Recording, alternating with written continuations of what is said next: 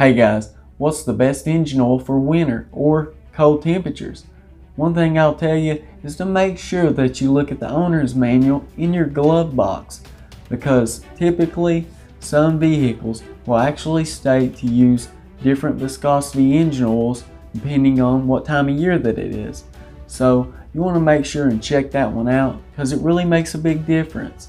And you may want to consider pulling your vehicle in a garage if you can actually do so. Or like I've mentioned in previous videos, you may want to use an oil heater, a block heater, something of that nature, because it's really going to make a big difference as far as the engine wear goes. Just like I told you, I was testing with an oil analysis to see just how much a difference it actually makes. But you also want to do some other things, guys, and make sure that you're prepared for winter. Just check your tires, make sure you have a scrape the ice off, ice scraper, everything, chains if you like to use chains, if you're really in a really bad area. Some places actually require you to use chains. Now I've heard a lot of people using these things that look almost like zip ties. Myself personally, I never use them, but I do have a set of chains. Unfortunately, with one of the other vehicles I drive a lot, it won't work out because it's so low profile that all it would do is probably damage everything with the chains. I have seen a newer type out that may work a little bit better, so I think I'll get into testing those chains out, and the ones that kind of look like zip ties. I know one of them is like a one-time use, 20 bucks. Yeah, it's inexpensive, but I will say just to use it one time, I mean really, I don't know if you've ever drove with chains on your tires, but it is one rough ride, especially if you have really bad patches of snow and then places that aren't so bad.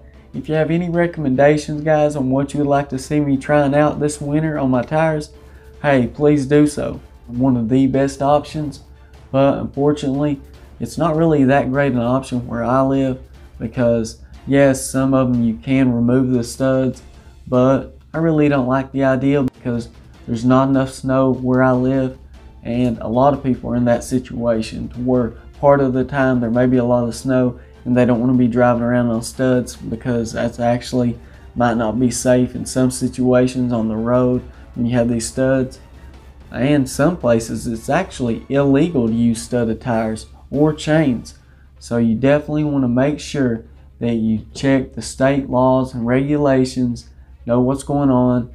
And guys, make sure to drop down in the comments, let me know what we need to test to find out what's best for an alternative possibly, or we'll test those as well, studded tires versus chains.